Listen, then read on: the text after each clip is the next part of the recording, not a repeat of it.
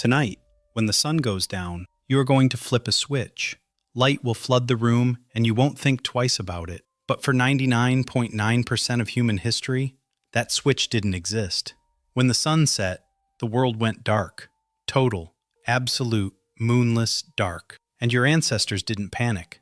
They didn't hide. In fact, night might have been the most important part of their entire day. But the real answer is far stranger than they slept. Because what they actually did after dark may have shaped the human mind itself. Picture it. No streetlights. No phones glowing in the dark. No hum of a refrigerator. Just fire. A small, flickering circle of orange light, surrounded by an ocean of black. Beyond that circle, anything could be out there. A lion, a rival group, the unknown. And yet, this is exactly where humans chose to gather every single night for hundreds of thousands of years. Why would anyone willingly sit in the most dangerous hours of the day, fully exposed, instead of curling up somewhere hidden and silent? The anthropologist Polly Wiessner spent years trying to answer that question. She studied the Zhuhuansi, a hunter-gatherer community in the Kalahari Desert, and she compared what people talked about during the day versus what they talked about at night. During daylight hours, conversations were mostly practical. Who found food where? Who needs to fix a tool? Minor complaints about other people. Functional, transactional, forgettable. But at night, around the fire, everything changed. Wiessner found that after dark, conversation shifted dramatically toward storytelling. Myths, histories of ancestors, tales about distant relatives, spirits, and the origins of the world. Nearly all of it, up to 80% of nighttime talk, was story, compared to barely a third during the day. Here's the strange part. Daytime conversation kept people informed. Nighttime conversation kept people together. Stories told in firelight did something practical talk never could. They built a shared mental map of who belonged to the group, what the group believed, and how the group should behave. A child sitting at that fire wasn't just being entertained. She was absorbing the entire social and moral architecture of her world, one story at a time. No lesson plan, no classroom, just flickering light and a voice in the dark. And there's a reason this worked so well. Darkness itself changes how the brain behaves. During the day, your eyes are flooded with information, movement, color, faces, tools, threats. Your brain is busy filtering an avalanche of visual data just to function. But strip away the light, and that flood disappears. Suddenly, there's almost nothing to look at. So the brain does something remarkable. It turns inward. Without visual stimulation pulling your attention outward, focus shifts toward imagination, memory, and emotional processing. This is part of why bedtime stories feel different from stories read at noon. The dark isn't just the backdrop for storytelling, it's the condition that makes deep storytelling possible. There's something else fire does that almost nothing else can. It demands stillness. You cannot hunt by firelight. You cannot gather food. You cannot build a shelter in the dark. The only thing left to do is sit and talk and listen. Anthropologists studying contemporary hunter-gatherer societies have noted that this enforced stillness may have been one of evolution's most underrated gifts. For perhaps a few hours each night, every single human alive had no choice but to stop producing and start connecting. Compare that to your evenings now. Most modern nights don't enforce stillness. They eliminate it. The moment the sun sets, your world doesn't quiet down, it speeds up. Screens glow brighter than any fire ever could. Notifications arrive in an endless trickle. There's always one more video, one more scroll, one more thing to check before sleep. Where ancient nights forced people to look at each other, modern nights are engineered to make sure you almost never have to. And the fire wasn't only about stories.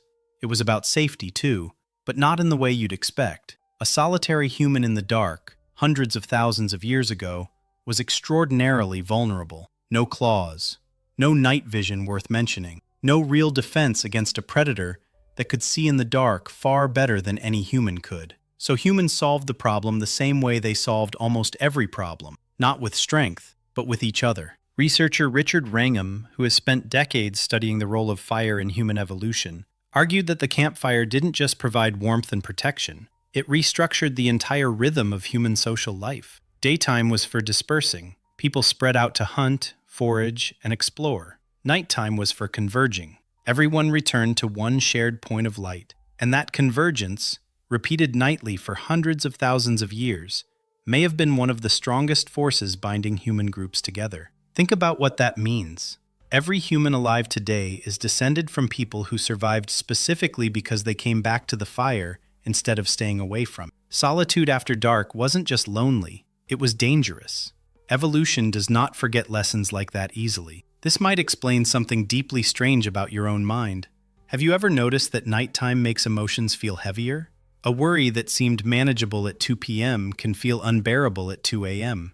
Therapists call this nocturnal amplification, and there are biological reasons for it involving cortisol rhythms and reduced rational oversight from the brain's frontal regions as the night goes on. But there may be a deeper layer underneath the biology. For most of human history, nighttime distress wasn't meant to be processed alone. It was meant to be spoken aloud, around a fire, to people who would respond. Your ancestors didn't lie awake silently spiraling in the dark. They voiced their fear, their grief, their confusion, out loud, to a group that was right there to receive it. The fire weathered emotional storms collectively. It absorbed sorrow before it could fester. And tonight, when something is weighing on you, and you instinctively reach for your phone instead of a person, you're chasing a faint, broken echo of something your ancestors had every single night without even trying. So if night wasn't simply for sleeping, what about the sleep itself? Here's where it gets stranger still. Historian A. Roger Ekirch spent years studying pre-industrial sleep patterns by combing through diaries, court records, and medical texts from centuries before electric light existed. What he found overturned everything we assumed about normal sleep. People didn't sleep in one continuous block through the night. They slept in two. A first sleep began shortly after dusk and lasted several hours. Then, in the dead of night, people would simply wake up. Not from fear, not from insomnia. This waking was expected, ordinary, and completely unremarkable. People used this quiet window to pray, think, talk softly with a partner, or simply lie in the dark with their thoughts. Then, after an hour or two, a second sleep would follow, lasting until dawn. Ekirch found this two-phase pattern referenced so casually across hundreds of historical documents that it clearly wasn't considered unusual at all. It was simply how sleep worked. Then, almost overnight in evolutionary terms, it vanished.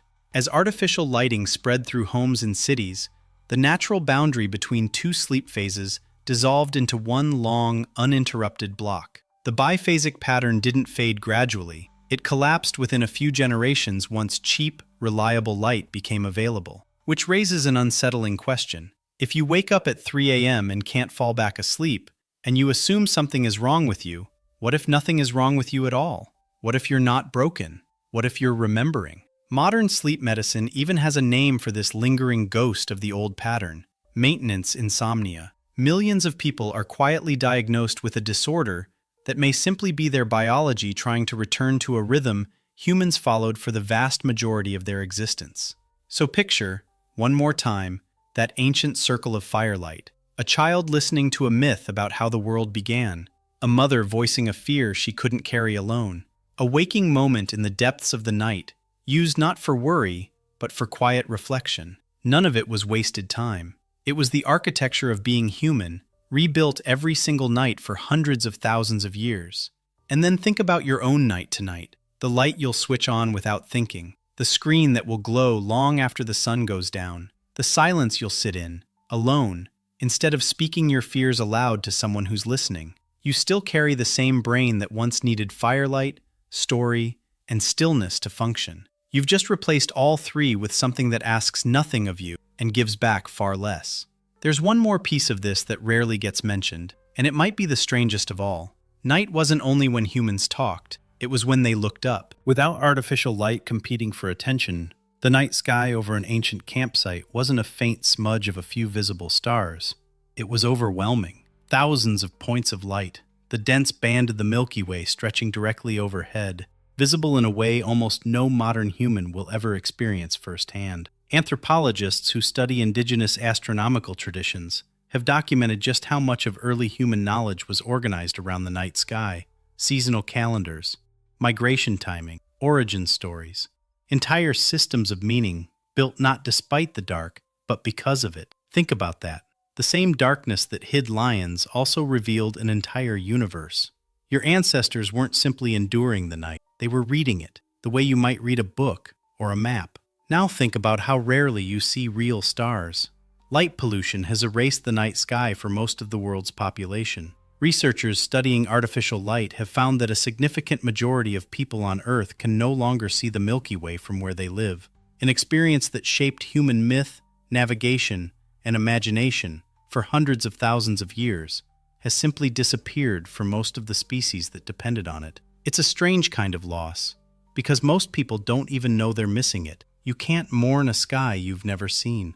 There's a deeper psychological thread running through all of this, and it has to do with vulnerability itself. During the day, humans could afford to posture, to compete, to display strength, to maintain whatever social armor kept rank and reputation intact. But fear has a way of dissolving pretense, and night reliably produced fear. The dark amplified every sound, every rustle, every distant call of an unfamiliar animal. In that state, performing toughness or hiding weakness became almost impossible to sustain for long.